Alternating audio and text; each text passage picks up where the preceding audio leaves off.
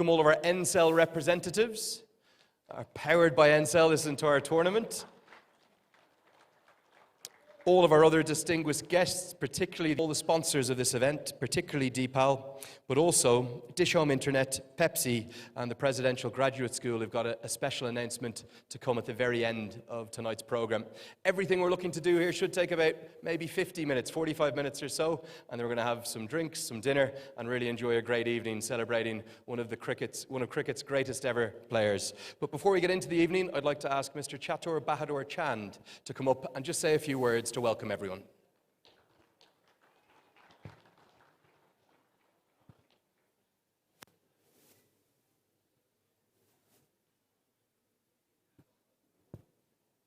Namaste. Thank you. Thank you. Sabaijanalai namaste and a warm welcome to everyone. I would like to extend my gratitude to all the dignitaries, guests, and well-wishers present today here. Your presence makes this event truly special. A special thank you to legendary former West Indian cricketer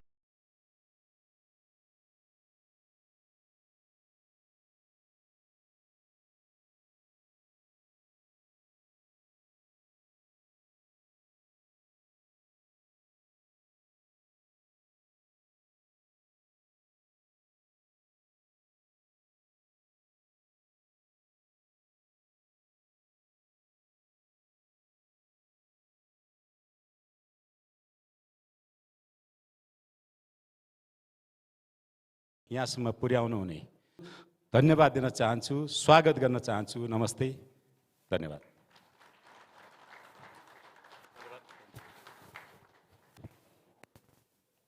Many thanks, Chatur. Okay, so the plan for the rest of the evening is we are going to have an audience with the Prince of Trinidad himself. Like I said, an ICC Hall of Fame member, a man who has really transcended our sport. You think of the likes of Michael Jordan in basketball, Tiger Woods in golf, whoever your heroes are, Dan Carter in rugby. When you think of cricket, you think of this man, Brian Lara. He changed our game in the 1990s, not just with centuries, but with flair and the way in which he played, with double hundreds, with triple hundreds, with even test matches only quadruple hundred, and indeed a quintuple hundred in first-class cricket. It's a real honor to have him here. I know you're all going to give him a great welcome as he comes up here on stage. Please welcome the Prince himself, Brian Charles Lara.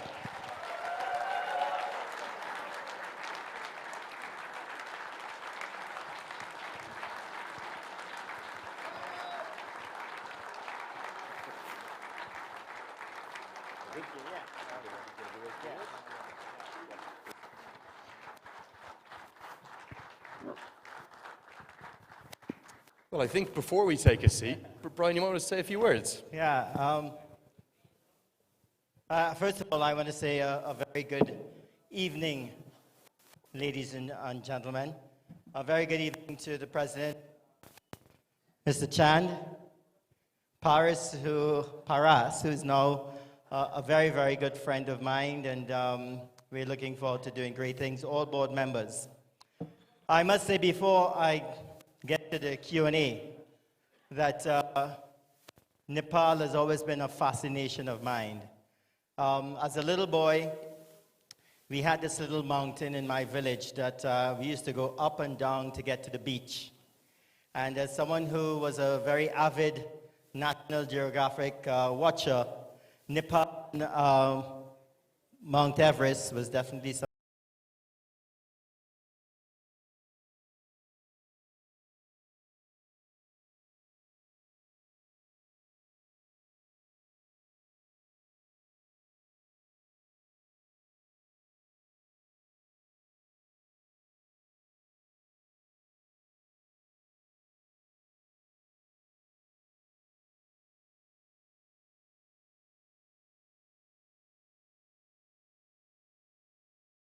Coming back.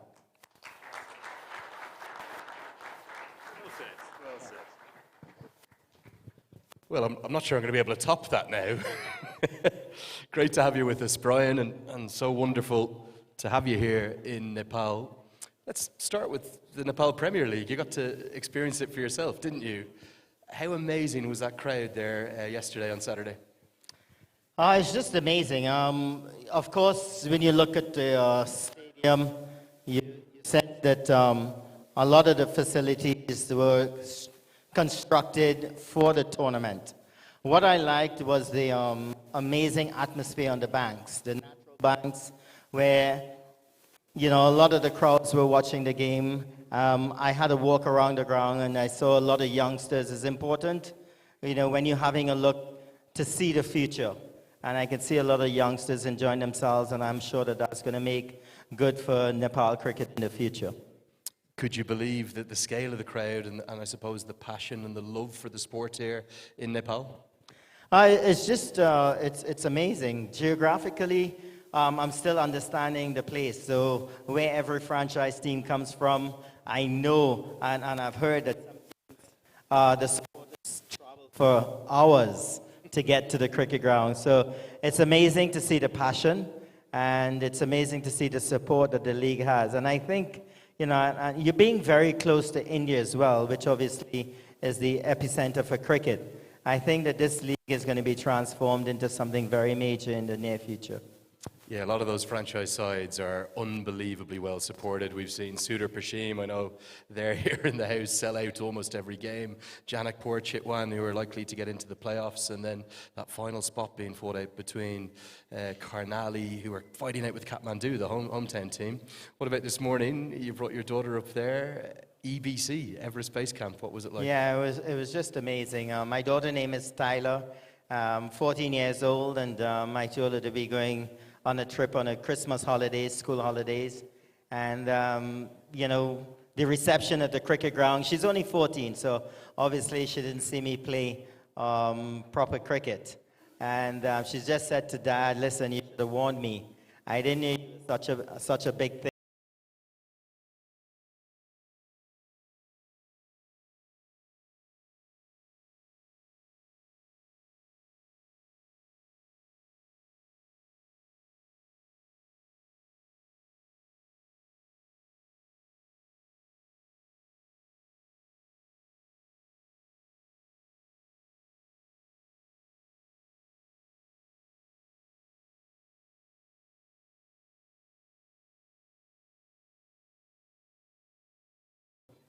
Yeah, I think obviously Nepal is playing the two short version of the games, T20 and the 50-over version of the game. And that's not a bad place to start because the natural ability of the players are going to be, is the one that's going to be recognized, and questions are going to be asked in that department. When you get to the 5-day version of the game, it's going to take dexterity, it's going to take your attrition level, and it's going to take a lot more. I think that Nepal has a wonderful opportunity to be successful at the shorter version of the game. I know the end goal is to be a recognized ICC member, a full member, which of course would include Test cricket.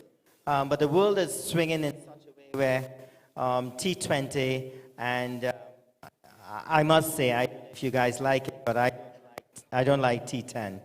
I just think it's too short, not enough time to have a drink. You're spot on, and that's what it's all about, entertainment, isn't it? We've actually got some of the national team players here as well. They've been so impressive, great ambassadors.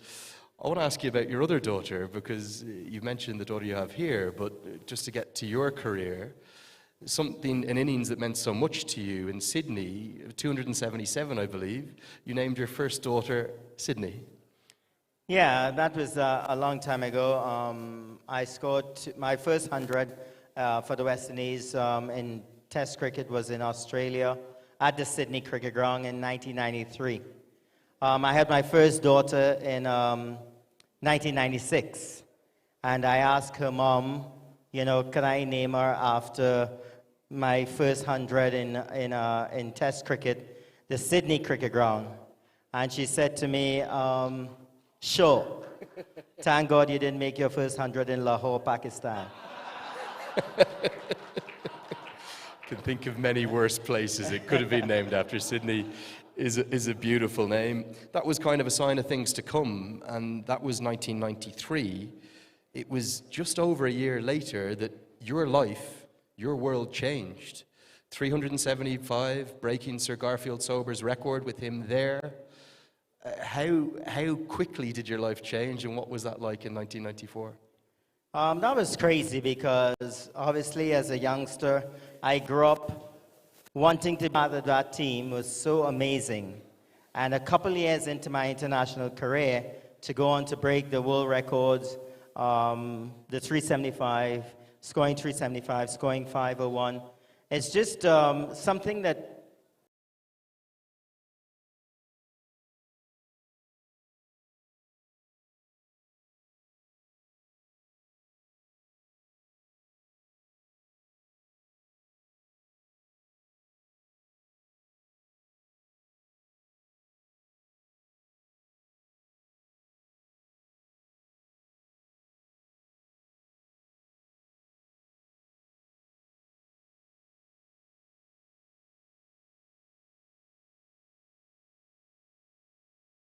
Absolutely did. You inspired generations, quite literally. Let me ask you about that team you came into. Many would recognize it as the greatest test team of all time. I think there was a period of close to 15 years where the West Indies did not lose a single test series. But some of the players you just mentioned there, you made your debut in Lahore in '93. Gordon Greenidge, Desmond Haynes, Richie Richardson, Carl Hooper, Gus Logie, Jeff Dujon, Malcolm Marshall, Curtly Ambrose, Ian Bishop, Courtney Walsh. They were the 10 others you played with on your debut. Was there an aspect of playing with such great players helped you to achieve your greatness and your destiny, as you called it? Yeah, most definitely. I think the first couple of years of my career, I sort of carried a towel, I carried the water. I was part of the greatest cricket team in the world, and I learned a lot. I got a hunger that whenever I got the opportunity, I'm not going to give it up. I didn't want anybody else to take my place. So I learned a lot being a part of that cricket team. I mean, sharing a dressing room with Sir Vivian Richards, you couldn't ask for anything else. Back in those days, not like now, we had roommates. So my roommate was Jeffrey Dujon. He smoked too much. The late Malcolm Marshall, you know, I talked him to death. I wanted to find out things, and he was willing to tell me a lot of things whilst, you know, I was still learning the game. So that part of my career, that apprenticeship period, was maybe, I think, the most important part, because we come from different islands, and everybody from Trinidad and Tobago, where I was from, clamoring for me to play. They wanted me to play. They didn't want me to sit on the bench. But I can tell you, sitting on the bench and learning the game for those greats were the one factor that I believe helped in my success. What about then, as your career progressed on, obviously the feat for Warwickshire catapulted you, particularly in the United Kingdom, to even more stardom, the 501. We were talking on air the other day about it, and I believe you were dropped in your 30s in that, and did the keeper say something like, knowing my luck, he'll go on to get 100? Yeah, I was actually bowled off a no ball on 10, and I got dropped at 17, and you know, I didn't feel that I had an amazing run for about 5 weeks where I had like 6 centuries straight, or 5 out of 6, or 6 out of 7. And I felt it was coming to an end. And it just culminated into this massive score. And again, you know, who goes out to score 500 runs in a match? No one goes out to do that. So again, I felt it was destiny, the way how things were set up. I dropped, as you said, on 17, and today to be holding those 2 world records is just an amazing feeling. Chris Scott, the Durham keeper, will never forget that day, I can assure you. I really can't. What about then, I suppose, as your career went on, you did play a lot of white ball cricket, of course, the '96 World Cup where you came so close against Australia. The '99 World Cup was a bit more of a disappointment. Was it the test stage that you enjoyed the most and where you played your best cricket? Yeah, test cricket, when I grew up in the 70s and 80s, test cricket was the one game that, you know, every father wanted to play. My dad lived vicariously through me. I had 6 bigger brothers, and they actually weren't too good at cricket. So my dad threw his efforts into me to make sure that I got what it takes to try to make it to the highest level. Test cricket, when you go to the Queen's Park Oval, 6 o'clock in the morning, there's 15,000 people waiting to get in. That was the game at the time, and I'm very, very happy that I played, 131 test matches for the West Indies. A lot of people ask the question, am I disappointed or sad that I didn't play T20 cricket? No, I am very, very happy with the way how my career turned out. Yeah, spot on the money. We loved watching you in the whites of the West Indies and the iconic maroon colours. You mentioned the 277. We spoke there about the 375. Some of your greatest innings, though, were against the greatest bowlers of all time. The 153 against Warren and McGrath in '99, the double century that I think followed or maybe came before that, the 213, but also some of those innings against Mattaya Muralitharan in Sri Lanka, who was practically unplayable at points of his test career. Which are the ones that really stand out for you? Which are some of your most favourite? Well, I had such a wonderful career that the individual records and scores, they're good to have, but when you play a team sport, you want to win trophies. You want to do things very special. And maybe the 2 most significant achievements would have been the 2004 ICC Champions Trophy victory. The West Indies did not win a major trophy for something like, I don't know, maybe 20 years or more. And then obviously we played a test match against Australia where we chased 418 in the 4th innings. That was also a very special moment. I think Chanderpaul got some runs, didn't he? Yes, he did. Who are your favourite players of whichever era that you just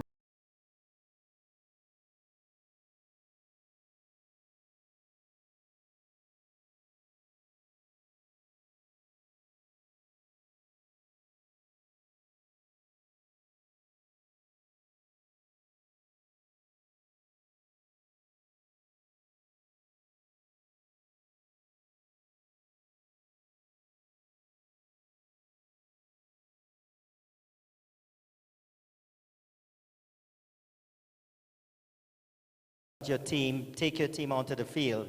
And I'm thinking, you know what, this could be dangerous. But I had to do it. And as I left the dressing room, walked onto the field, Courtney Walsh put his hand around my shoulder. And of course, that quieted the entire Jamaican crowd down, because him being Jamaican, it was just the most magnanimous thing that anybody has ever done for me. It's a beautiful story. You didn't love Courtney for his batting, though, did you? Not for his batting, not for his batting. Have you ever seen a more ridiculous leave than I Courtney Walsh's? I remembered we had 6 runs to win the test match against Australia in Barbados. And Curtly Ambrose, who I was batting with, got out. And Courtney Walsh walked down the staircase, and I'm looking at him and I'm saying, oh my God, this is not what any West Indian wanted to see. And I walked up to Courtney, and before I could say anything, he said to me, I'm not going to get out. If anybody's going to get out here and lose this game, it's going to be you. Well, he had 5 balls to face from Jason Gillespie, and one of them was a no ball. You ever get a run to get closer to victory and didn't want it? I didn't want that no ball. But he survived the 5 balls, and we won that test match. But Courtney Walsh, for me, was one of the most dedicated and sacrificed his life for West Indies cricket. He may not have been the most talented in terms of, a Malcolm Marshall or Curtly Ambrose, just gifted. But let me tell you something, that guy worked his ass off for the West Indies, which was amazing. Yeah, an amazing record, over 500 test wickets, of course, as well. He made none off 5. You made 153 not out. I watched every ball of that innings. I remember it vividly. The emotions around it all, because of, as you said earlier, when you're on commentary with us, put on probation for the captaincy. Was that maybe your most favourite moment of your entire career, possibly? If he asked a question, if it was my most, the craziest moment, but if I were allowed to give this story, I would go back to a week earlier. Now, my 153 against Australia was then rated as the second best innings, maybe the best innings post-war. But a week earlier in Jamaica, that same test match that Courtney Walsh put his hand around my shoulder, it was not going to be my last test match as captain. I was going to be sacked. Australia was, of course, a force to be dominant. They were very dominant. And I went back to my room, and one of my few Jamaican friends, he brought some dinner over, some jerk chicken, stuff like that. And he said to me, "You guys are going to win this test match." And I looked at him, and I don't know if you guys know, but Jamaica has the best spliff in the world. And I'm thinking, this guy must have smoked something really serious, right? Because no chance we could win this test match. Anyway, we got onto the ground the next day. I was not out, and the both teams warm up, and I went to the nets. And Steve won, the Australians were in the nets, and I said to Steve, "Can I have a net?" He said, "You're going to have it in 10 minutes. I said, "Steve, but we are batting." He said, "Yes, but we're going to be batting soon." Well, I can't say in this format.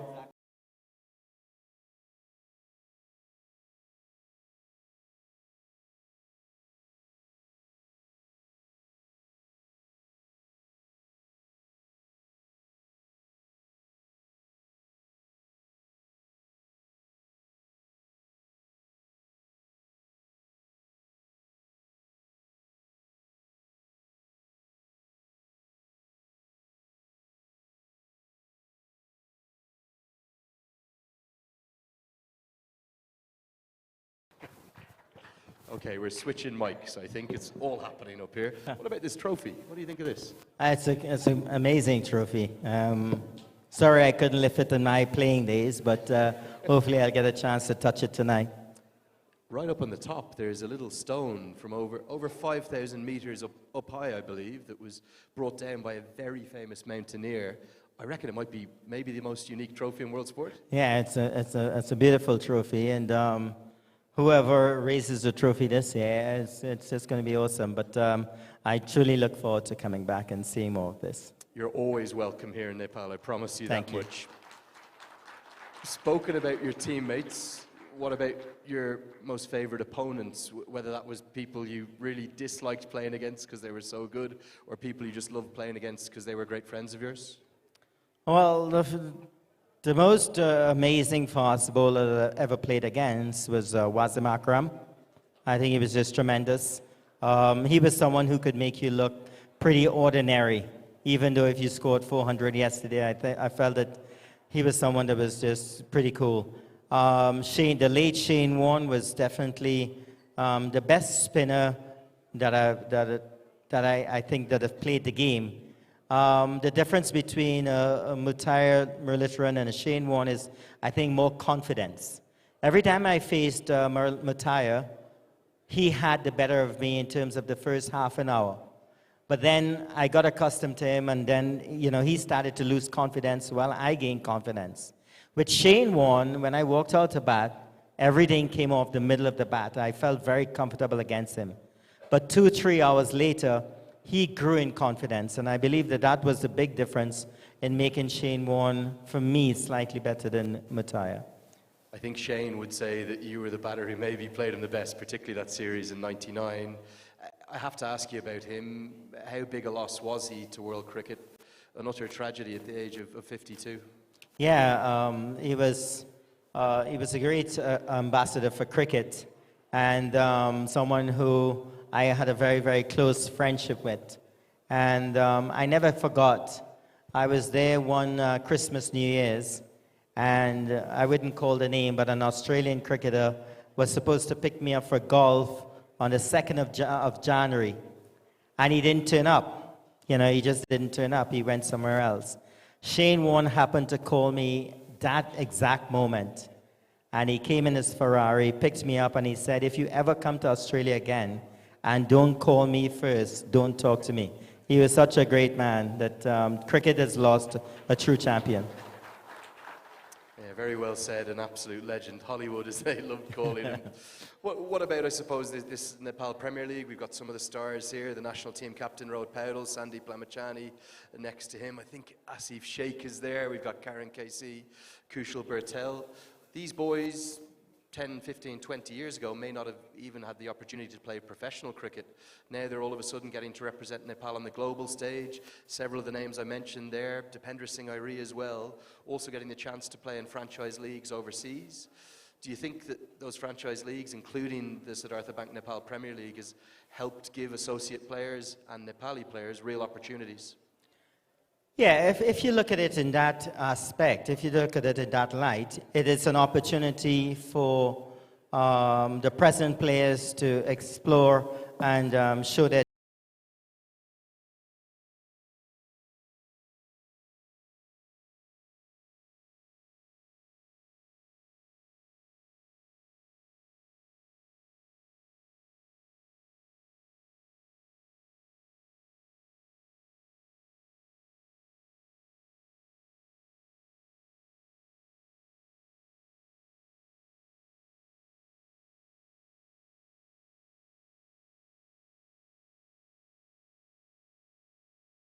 and these guys know that in 10, 15 years, they're going to be more popular cricketers than they were. It happened to us 60, 70 years ago, where the old cricketers were paving the way, getting rid of colonialism, making the way for us present cricketers to excel. So I think that that's their job. Nepal cricket is in a very embryonic stage. You want to get it to the highest level.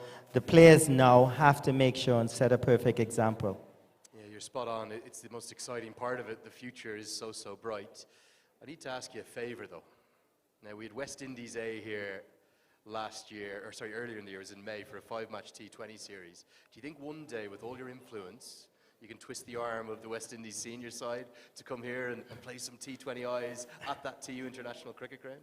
That'd be amazing, because I think that maybe on the back of a tour to India or Pakistan, I think the West Indies could visit Nepal, and the Nepal people can see the West Indies play.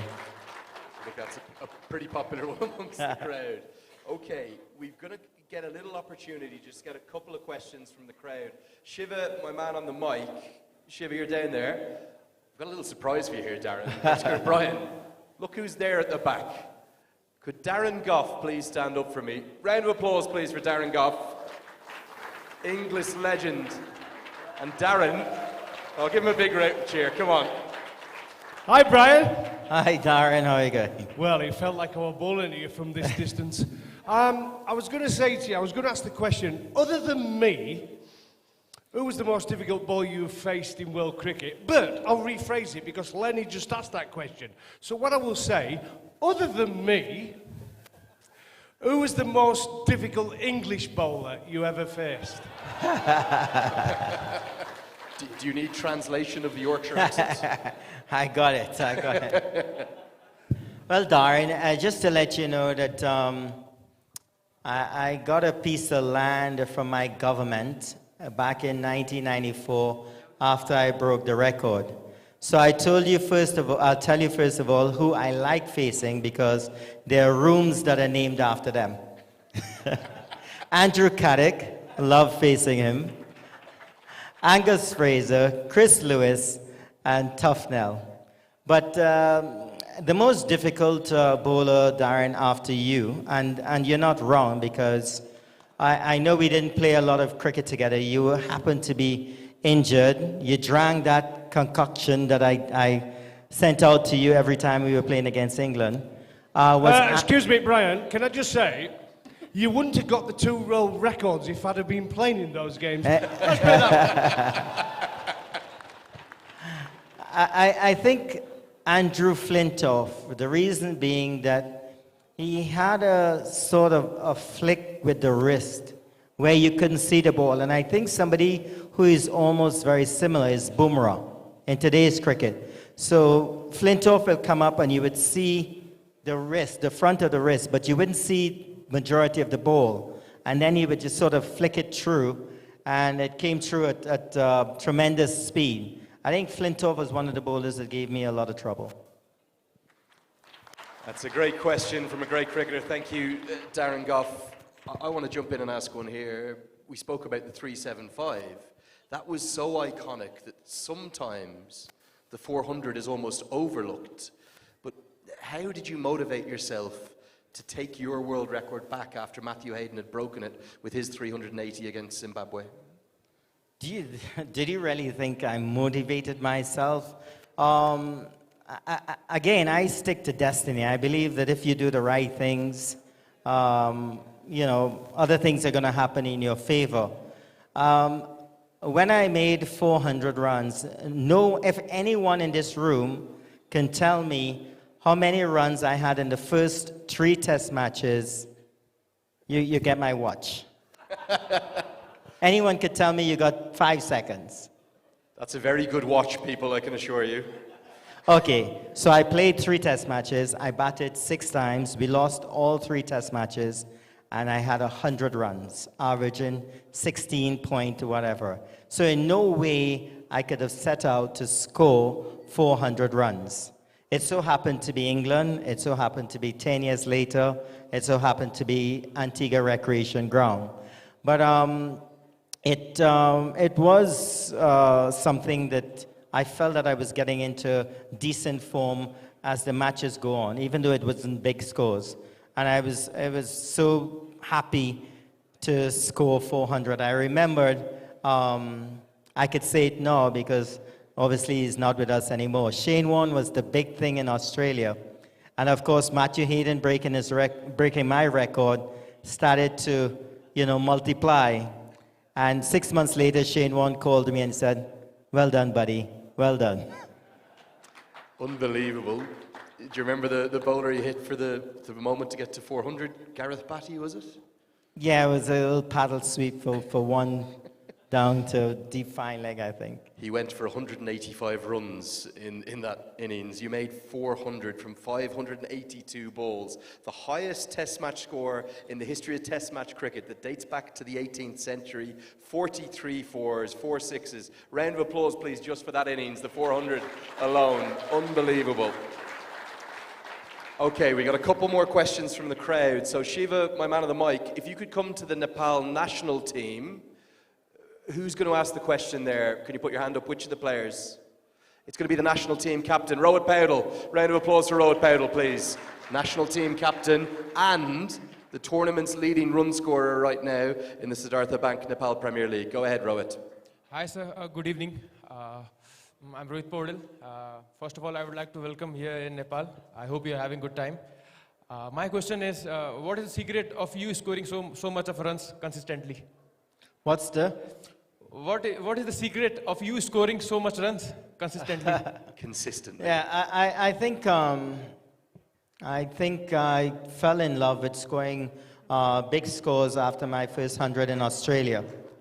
And for me, when I walked out to bat, I never looked at scoring 50. I never looked at scoring 100. I knew that in a test match, if you're batting first, the captain is going to bat for 5 sessions. He's most likely going to bat till tea time on the second day. So every time I got a milestone, if it was 50 or 100, it literally meant nothing to me. It's something like I marked my crease and I wanted to continue batting. During my career as well, I sort of played better under pressure. So when the team was under pressure, I batted longer, I batted better, and I never really wanted to get out. And as I said to you, the 277 in Australia as a kid, when I looked on the scoreboard, there was an electronic scoreboard. There were all these amazing and legendary names that were coming down every time I scored a boundary or 2 boundaries. If it was the highest score as a West Indian in Australia, it was the highest score by an overseas player in Australia. And I just fell in love with batting long. And during that innings, or after that innings, Sir Garfield Sobers came to the dressing room. I was having a shower. And I thought he was coming to congratulate me. And he looked at me and he said, "Young man, what's wrong with you?" I said, "What?" He said, "My record was just around the corner." And I really wasn't thinking about Sir Garfield Sobers' record. I was actually thinking about Sir Vivian Richards 291. Because that man gave me such a hard time as a youngster growing up, I just wanted to pass his score. But if you want to understand about scoring big, I believe it's not having, I think it's important to have small goals, but at the end of the day, understand that you're out there to bat or you're out there to perform for your team. And there's no need to leave it to somebody else. I never wanted to leave it for somebody else. I dislike getting 120 and somebody is getting 120. I think that I could have been there for the entire time. And I don't think that that's being selfish. That is just your desire and your love for batting that I sort of continued throughout my career. So scoring 100, no. Scoring 150, no. Batting for as long as possible is all I wanted to do. I'm going to maybe embarrass one of the Nepal national team players there. Some of these boys may not have been born whilst you were playing. Karen Casey, you're the oldest there. Do you remember watching Brian Lara bat? And how good was he, Casey? First of all, welcome, sir. Welcome to Nepal. I'm a big fan of yours. I'm the big fan of Australian team as well. So I used to watch you batting against Australia. So I love from the where I start cricket playing, watching Australia and West Indies cricket. So I always love your batting as well. So that's the thing only. Thank you. Real hero here, the Valentine's Day man himself, Karen Casey. Big round of applause, please. Single-handedly alongside Sandeep Lamachani, helped Nepal gain ODI status on a famous day, Valentine's Day, 6-7 years ago. Now he hits a big ball, Karen Casey, as well. Doesn't just open the bowling. Massive, big sixes. I think I've got a gentleman there in a very nice, it's not a Dhaka topi, but it's a nice flat cap with a question. Last couple, and then we've got some photos to come. Very good evening. I'm Swagat Raj Pakurel, one of the co-owners of Viratnagar Kings. And I owe my love of cricket to two gentlemen. One is here, Sir Brian Charles Lara. Another is Cutley Ambrose. If you meet him, please pass my regards. I just have one question for you. You have two excellent bowling records in ODIs, 2 for 5 against England, I believe, and it was 2 for 12 against Bangladesh. Why didn't you bowl more enough? Why didn't you bowl more? Let me hear that. So he's asking you, he remembers your bowling, and he said you're 2 for 45 against England. No, 2 for 5, sorry, 2 for 5. 2 for 5, sorry, and 2 for 33 against Bangladesh. For someone who was such a good batter, why didn't you bowl more? Yeah, I was a terrible bowler. I was a really bad bowler. I was a leg break bowler, and I loved bowling. I remember asking Viv Richards to bowl a few overs in a match in England. It was a nothing match, just like a 2-day practice game. And I thought I was going to bowl 5 or 6 overs, and that was it. I begged him for a long time to bowl. He eventually gave me the ball, and after 6 overs, I was tired. I bowled 25 overs, none for 100 and something. I never wanted to bowl again. But just to put things into context, those figures that you're talking about, England needed 50 runs in the last over of a one-day game. And when I came on to bowl, somehow the batters feel that they can get it. And they swung and they missed, and I picked up 2 easy wickets. I think it was the same at Bangladesh. No chance of me bowling properly. I bowled in that test match in Australia when I scored 277, when the game was heading towards a draw. Yeah, I really do wish I had 1 test wicket. I must say that. I wish I had a test wicket, but at the moment I have more test wickets. Well, I don't have any. But so does the Nepalese cricketers. They don't have any either. So until that time comes. Well, I'll promise you something. If they make their test match debut and one day become a full member, you will be a guest of honor on that historic day. I promise you that. Maybe you have time for one more question from the crowd. So if anyone's got a really good one, if you could raise your hand. Yes, sir. Right at the front here. The mic is coming up to you. Good evening, everyone. Good evening, sir. It's a pleasure meeting you. being a cricket enthusiast and a left-handed batsman myself, I have always looked up to you and Mr. Shivnarayan Chandrapal. It's been around 18 to 20 years since you scored those magical 400 runs in your home soil against England, which then had the likes of Stephen Harmison, Matthew Hoggard, Andrew Flintoff, and like Darren just mentioned, he wasn't there. So, as the record still stands, do you think that the modern era batsmen will still have it in them to achieve what you have achieved, or has the approach towards test matches changed? Yeah, that's a great question. You know, the record was, first of all, 1958 when Sir Godfrey Sober scored 365, 1994 when I scored 375, and then 2004. With the advent of T20 cricket, you know, you look at the players that are playing all formats of the game. There are a big opportunity for this record to be broken.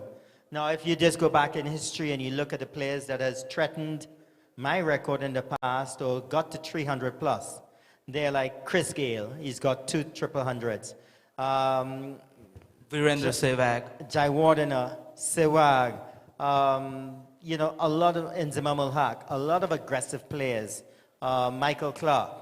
So now with T20 cricket, I think you just seen recently where I was disturbed on a holiday to say, Brian, are you watching, Harry Brook? Harry Brook, he was on 300 plus. And thankfully, when I turned on the internet, he was gone for 319. So, you know, I went back to my holiday. But yes, I think the way how England is playing cricket, I think Jaswal from India is a wonderful player. Shubman Gill, all these players, if they catch the right moment, the right pitch, the right match situation, I think the record will be broken. Thank you. Thank you. I hope you're wrong. I would love you to hold on to it. That's pretty much going to wrap it up, guys. We've got a few more things to get through. Just before I let you go, one personal question. Nepal is a country that is incredibly close to my heart. I find the spirit of the people, the joy, absolutely contagious. There's an innocence and a beauty here unlike anywhere I've experienced in the world. I've been here over 30 times now.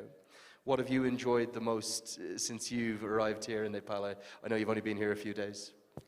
I think it's the hospitality. I arrived in Nepal, in your country, and from the moment I arrived, even my daughter lost a piece of luggage, and the way how we were treated from, you know, at the airport, the luggage arrived, you know, a few hours later. Chambi, who's been looking after me. I mentioned Paras as well. I just think, you know, when you go to a country, it's amazing to have, you know, a lot of iconic structures and of course, the famous Mount Everest. But if you don't have great hospitality, you'd be lacking. And I feel that that's what I've received the very moment that I've arrived in Nepal. And, you know, I'm sitting here, my daughter is back at the hotel, and she thinks that this is the most amazing trip she's ever had with her dad. So I want to say thank you very much for everything.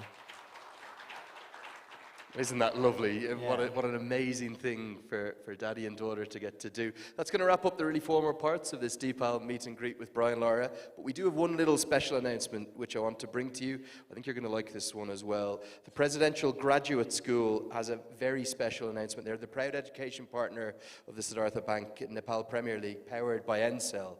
And tonight, this is an exclusive announcement that nobody has heard yet. They're going to start a great initiative by declaring to plant 1 tree for every 4 scored, and 2 trees planted for every 6 scored in the tournament. And that's a good enough start, isn't it? This natural beauty needs looking after. But they are also now announcing that they're going to declare a scholarship worth 1 million Nepali rupees to the emerging Nepali player of the tournament. And I promise you, from watching every ball of this Siddhartha Bank Nepal Premier League, there's been some amazing performers and some great young cricketers. So guys, that's going to wrap up the formal part, but we do have 10 lucky groups of people who are going to come up and get a photo with Brian Charles Lara and this amazing Siddhartha Bank Nepal Premier League trophy. Could I ask you one last time to all stand and just give a big round of applause for Brian Lara himself? Yeah, thanks. Good, isn't it? Happy?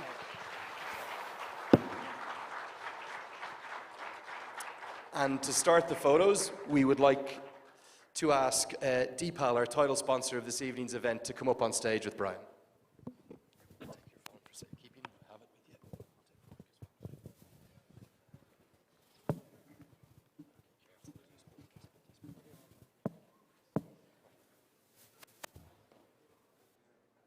it's a big group photo, guys, all of the Deepal team. Do you want the trophy in as well, guys? So I suspect if, Brian, if you take a step back here, come right in next to the trophy, get the trophy into the photos. Yeah.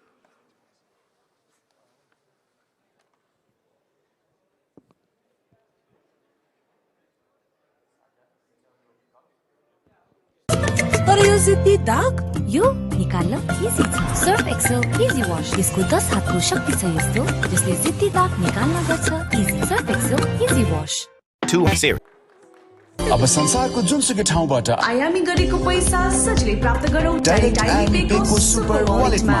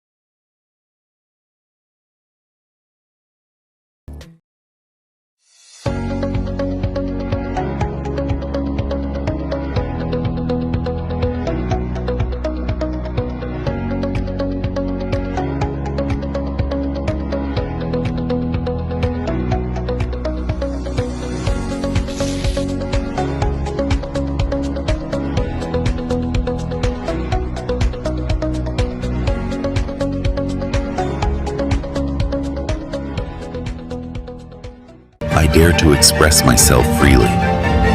I dare to aim with precision. I dare to explore new paths, fueled by ambition and unshakable focus. I dare to imagine a world where innovation isn't just a concept, but a reality. I dare to overcome every hurdle and shine like a beacon.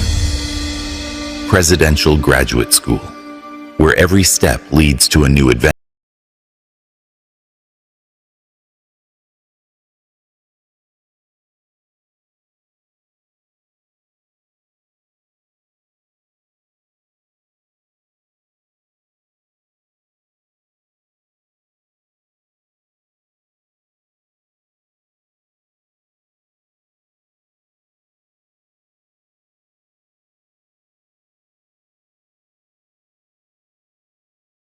Whatever you